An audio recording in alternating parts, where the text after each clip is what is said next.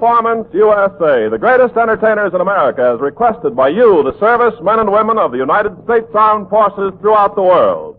Command Performance, presented this week and every week till it's over there.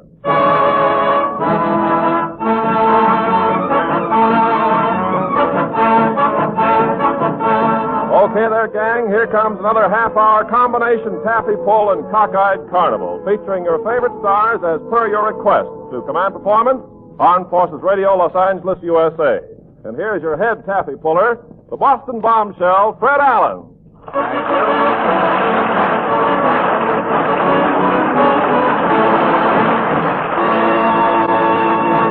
Thank you very much, Ken Carpenter, and hi, fellows. Ken, I'm amazed. I had no idea that you knew that I hailed from up Boston way. Well, it was just a wild guess, Fred. Oh, really? Yes, I happened to notice... You teased it up for this one show? This one show. Guess wasn't wild when you started. You teased it up, right? You see, I happened to notice that baked bean hanging from your watch chain. Well, that's no baked bean, Ken. That's an elk's tooth with a California suntan. Gee, Fred, it looks so awfully round and smooth to be an elk's tooth. Well, you see, Ken, that tooth has been kept pretty busy lately. After about 10 years of service in the elk's mouth, it was a stand-in for my pivot tooth for 3 more seasons. But so much for improvised dentistry, Ken. Mr. Allen! Well, Portland.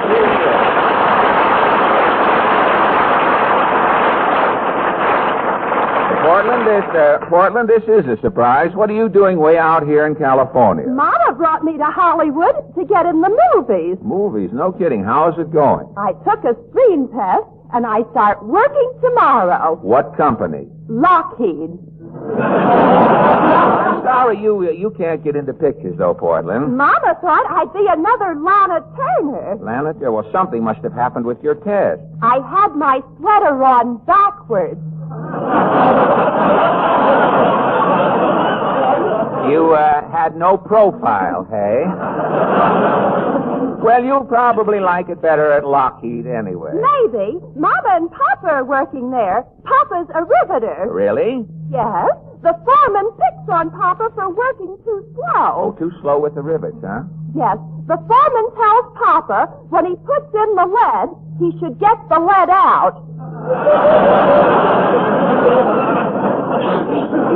I get it. Well, that last rivet clinched your argument, Portland. So now I'd like to present a great favorite with the AEF everywhere, the girl who put the form in Command Performance, Miss Ginny Sims, singing I Walk Alone. Miss Ginny Sims.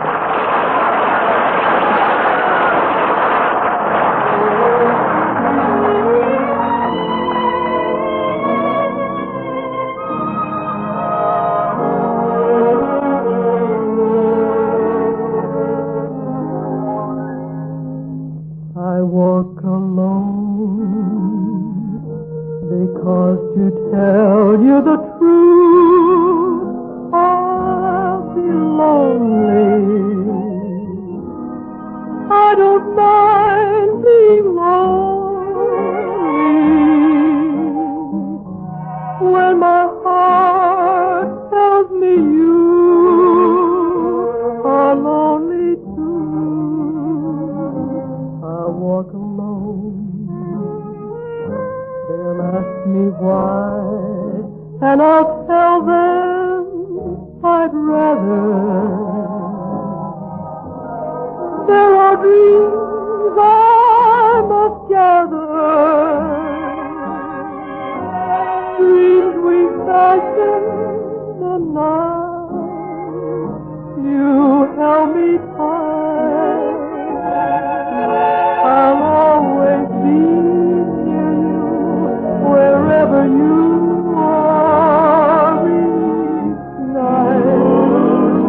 in every place. If you call, I'll hear you, no matter how far. Just close your eyes, and I'll be there.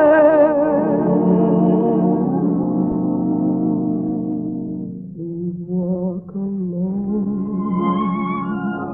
and send your love and your kisses to guide me. Will you walk in beside me? I walk alone.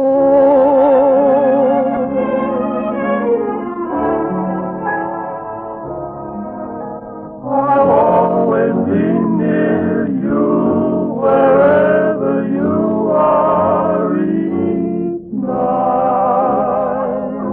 In every breath, if you call, I'll hear you, no matter how far.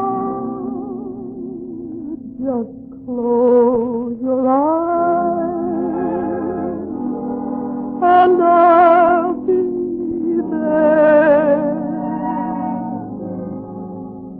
Please walk alone and send your love and your kisses to guide me.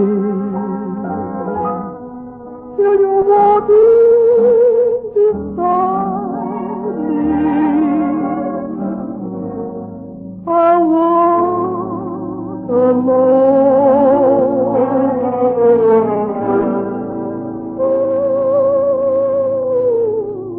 Walk alone.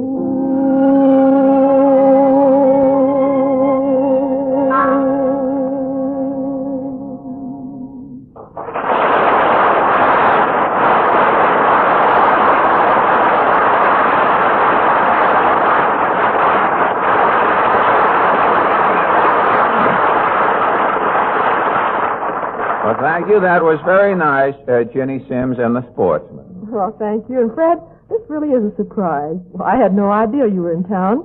I haven't seen you out at any parties or anything. Well, Ginny, I've been so busy looking for a place to stay, I haven't had much time for social life.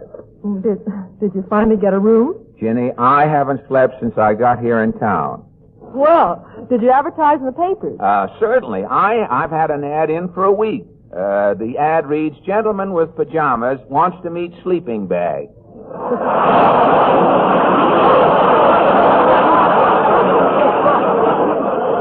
Oh, Fred, I'm sure you're exaggerating about all No, this. honestly, Ginny, I really tried all the big hotels and couldn't even get by the doorman. I finally found a little ivy-covered hotel on a side street. It looked homey and very quiet. I opened the door.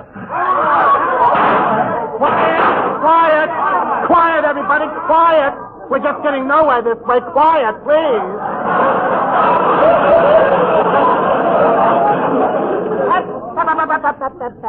Now that's better. Everybody stay in line or I'll squirt my fountain pen at you. Pardon me, sir. My name is Mr. Gable. I'm the clerk. Oh, Clerk Gable, eh? Well, Mr. Gable, I'd like to get a room. You dreamer.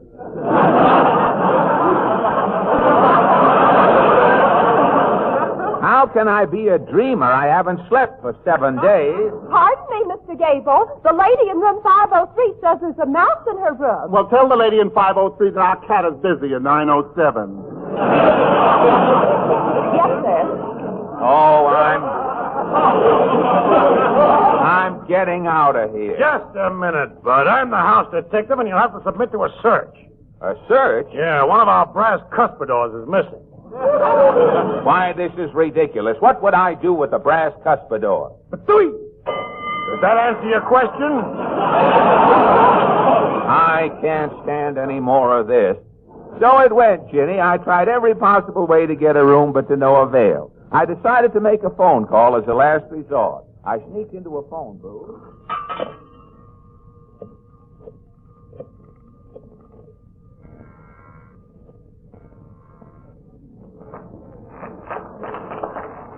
Oh, Mr. Billy's residence. Autograph oranges. 10 cents a piece.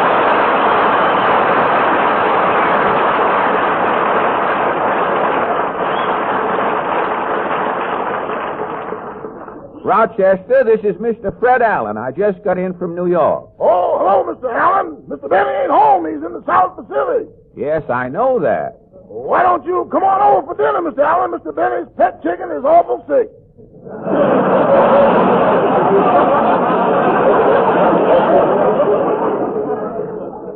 His chicken is sick. What's wrong with it? I'm frying it to death.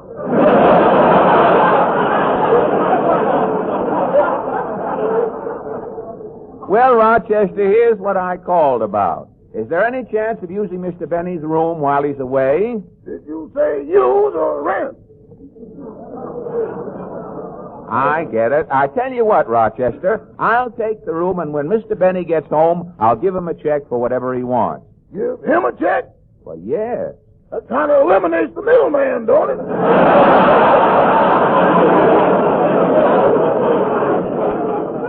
Well, how about this? I'll give you the check, and you can give it to Mr. Benny. How about this? You give me the cash and let nature take its course. Well, I don't see why we should be arguing about money, Rochester. After all, you should be glad to have someone around the house. You must be mighty lonesome in that big place there, all alone. All alone? Oh, Mr. Allen, come now. Rochester, I hesitate to think what Mr. Benny will say when he gets home. It won't do for radio, will it?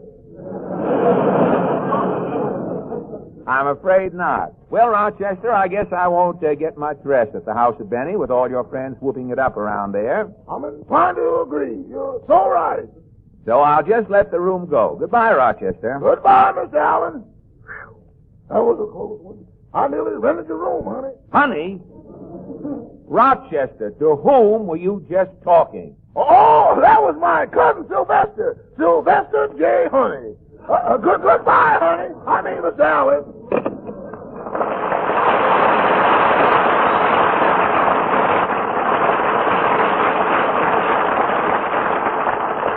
So you see, Ginny, I've really been trying to get a place to stay, but it's no use. It's a sad tale, Fred. Yes, it is. And a long one, too, Ginny. But enough of my troubles. Let's get on with the show. Gang, in accordance with our new policy here on Command Performance, each week our vice president in charge of hangnails thumbs through your letters and picks the vice president of APOs and FTOs. This week, I'm happy to say the winner by a cuticle and a slick forefinger is Miss Martha Mears.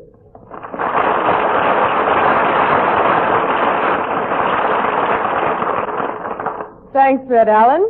And hello, men. The mailbag is really loaded tonight, so we'll just have to take a chance and touch on the highlights. And here goes.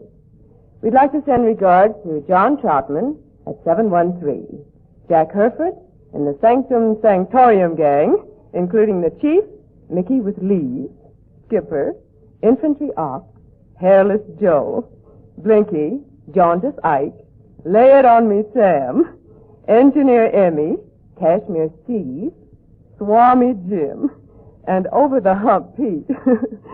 Whew. Also, best wishes to Joe Bennis at 502, Small Paul Zuckerman, 696, the Eight-Ballers who say they're the best darn photo squadron in the world. Any arguments, man? Finn Jr., Hey Boy, and Pop, Street Post Office 395. Me Jim, FPO 337. Carr Miller and Weissman at 730. Al Garden's Burma Bivouac Beauties at 487. And Burpee Briscoe, Beetlehead Argento, the Pinup Boy, Lover Statuski, and Mouthpiece McDermott at 947. Thanks for your letters, men, and especially for Sergeant Eddie Major, somewhere in the North Pacific. Here's my target for tonight, the little guy who looks like you.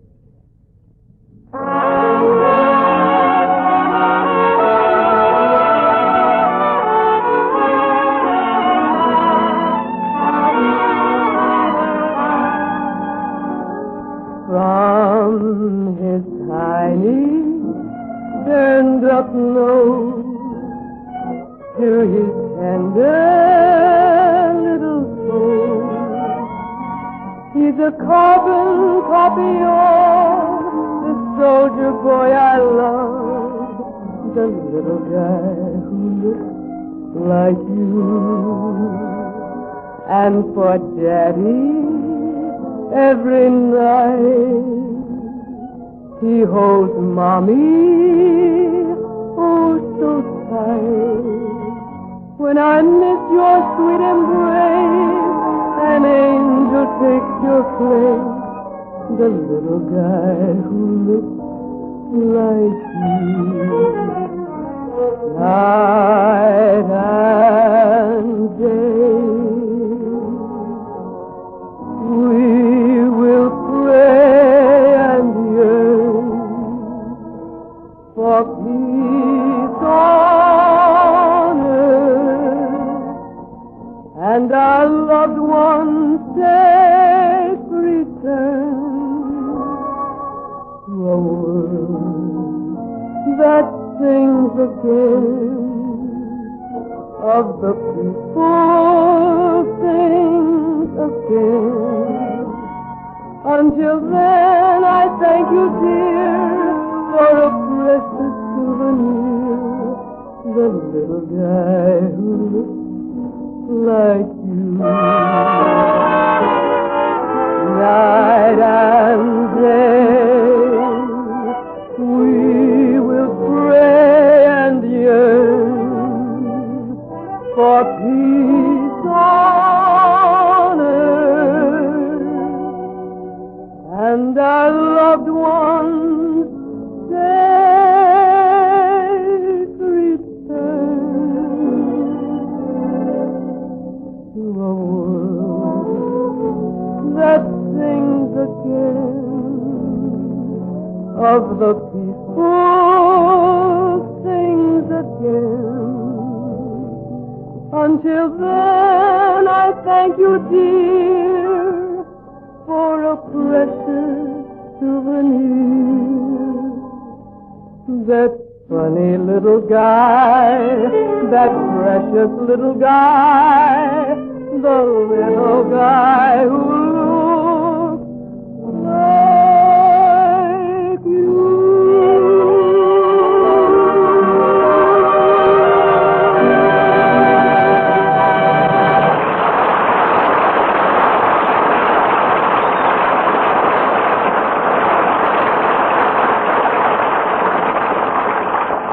Thank you very much, Martha Mears. Gentlemen of the AEF, it's a real pleasure for me to introduce our next guest, one of Hollywood's finest actors. Who is it, Mr. Allen? You'll find out, Portland. This man is a real actor. His diction, his every gesture, the way he lives and breathes a role. Who is it? The Academy Award winner, Mr. Paul Lucas.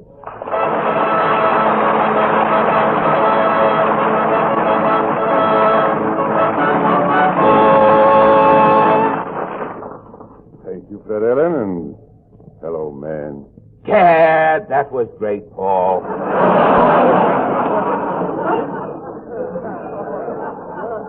Hello, men.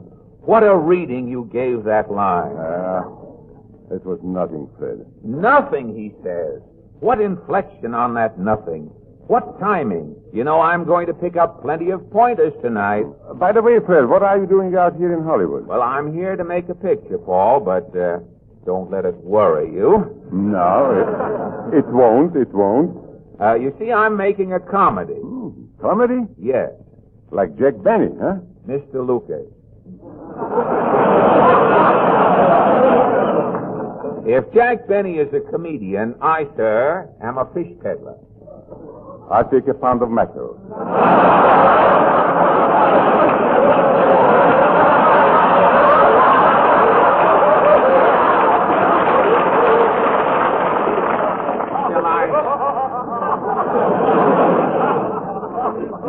Shall I wrap it up, or will you eat it here?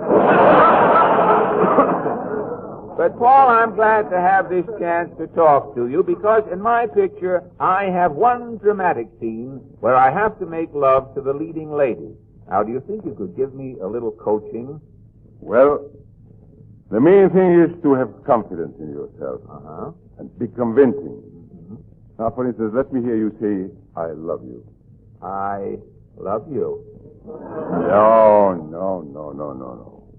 I love you. I love you.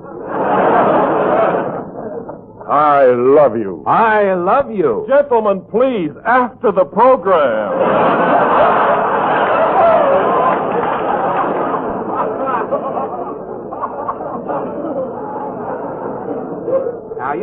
out of this, Ken. I'm trying to win an Oscar. Oh, brother, if that wins an Oscar, I'm a fish peddler. Well, go across the hall. I'm working this studio.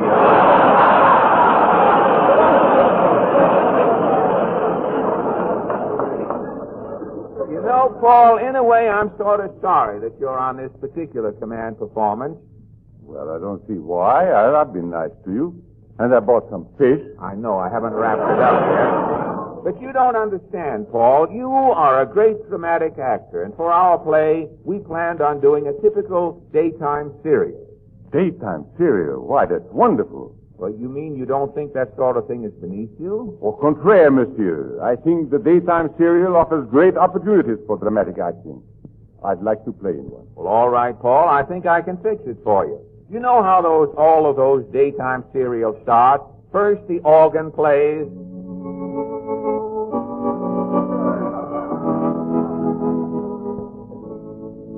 And then the announcer always says, The Muck and Fuss Family. Starring Paul Lucas and brought to you by the makers of Muck, the breakfast food that is no fuss to prepare. The makers of Muck, that breakfast delight, say try our food, start your day right. Get up tomorrow morning, don't be a cluck, and eat a heaping plate of muck. Muck, muck, muck, muck, muck.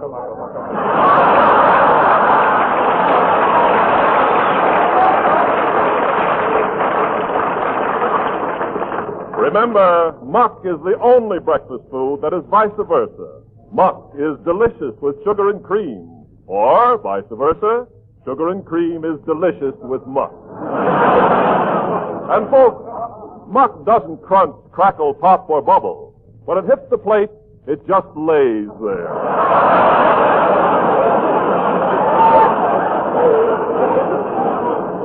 And now for our story. Ladies and gentlemen, you remember the horrible plight of the Muckenfuss family when we left them yesterday. Millicent Muckenfuss, aged 17, despite her broken leg, has just eloped with Rodney Refogle, a traveling salesman. Her grandfather, Rufus Muckenfuss, despite his broken arm, took the news philosophically as he fell out of his rocking chair due to an overdose of rum. Mother and Father Muckenfuss, despite their broken hearts. Fred, does everything have to be broken? Well, that's the way it goes in daytime serials, Paul. There's always trouble, trouble, trouble, trouble, trouble. Mother and Father Muckenfuss naturally were upset because they had hoped Millicent would marry Julius J. Crumbcake, a prominent baker. Julius J. Crumbcake, that's you in the play, Paul. Good. Old Judge Hooper, friend of the family, has just dropped in to chisel a free meal and give some advice. But first, a word from our sponsor. But when do we start the play, Fred? Patience, patience. You have to be patient, Paul. Sometimes it takes 2 or 3 days to finish the commercials and explain what happened yesterday. Remember, folks, Muck contains fliboflavin, that famous no-burp vitamin. And fliboflavin, that famous no-burp vitamin, contains muck. Comes out even, doesn't it? And now for our story. As the scene opens, Father Muckenfuss is speaking. Just think, Ma. Our little Millicent has run away with that Rodney Refogle, the ant-page salesman. She's left a note under her pillow, Pa. Let me see that. No, not the pillar. I can't read the pillar. Hand me the note. Dear Mommykins and Daddykins, I have ran away with Rodney Refogle, although I hardly know him.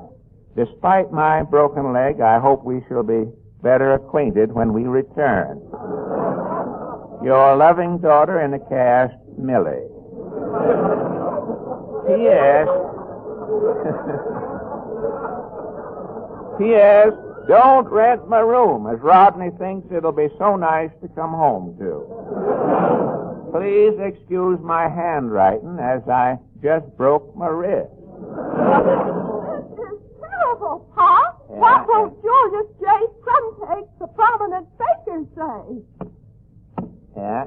There's Julius J. Crumcake, the prominent baker, now. How can you tell? The dough on his knuckles mutes his knock.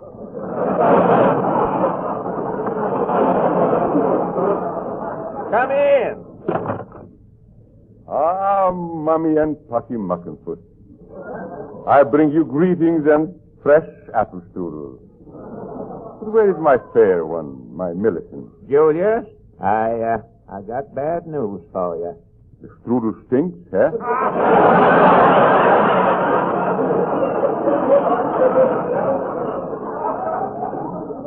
No, it's about Millie. She's eloped with Rodney Ripple. No, it can't be true. You must be jesting. Millicent loves me. Do you hear? Me. Well, maybe so, but I saw her jumping over the back fence with Rodney. Despite her broken leg? Yeah, it took her 3 jumps, but she finally made it. What's the note? Here, read it.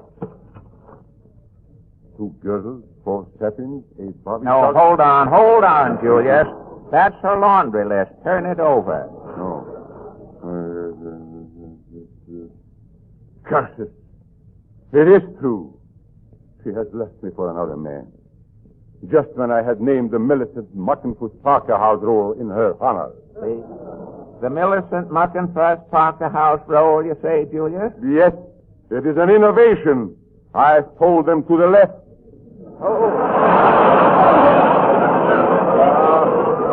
Just wait till I get my hands on that Rodney.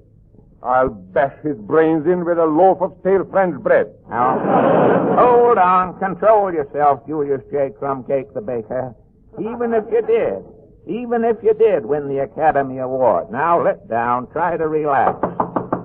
Come in. Millicent, Rodney. Hello, everybody. We're back. Boy, am I hungry.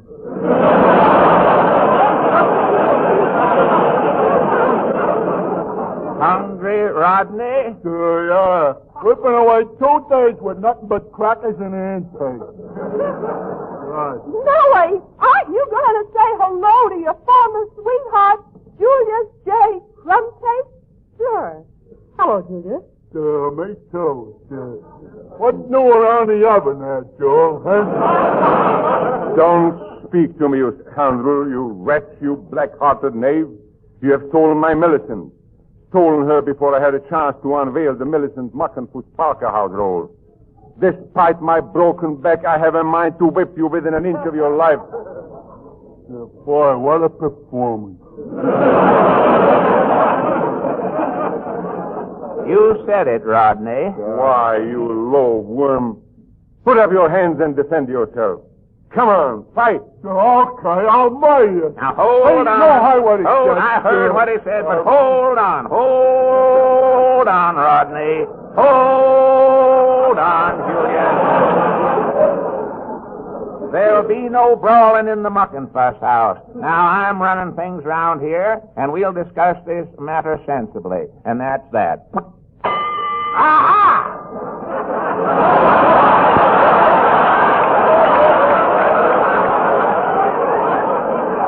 No, you didn't steal the cuspidor, huh? No, Gumshoe, I didn't steal the cuspidor. Don't tell me. I caught you red-handed and wet-lipped. Now, this cuspidor's just a prop in the play here. Now, Flatfoot, you get out of here. Don't you get rough with me. I got you covered. Oh, yeah? Give me that gun.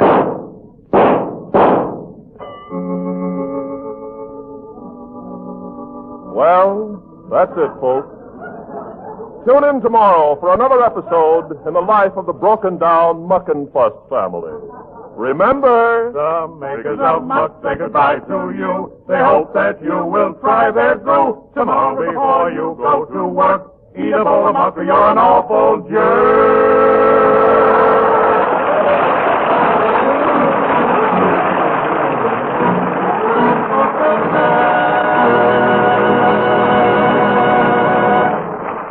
Well, men, we've battered the static around pretty badly tonight and completely ruined whatever chance Paul Lucas has of ever winning another award of any kind. However, we're glad you dropped in, and we hope you'll be around next week when it's command performance time again. Meantime, this is Fred Allen saying the best of the best from the USA. Thank you.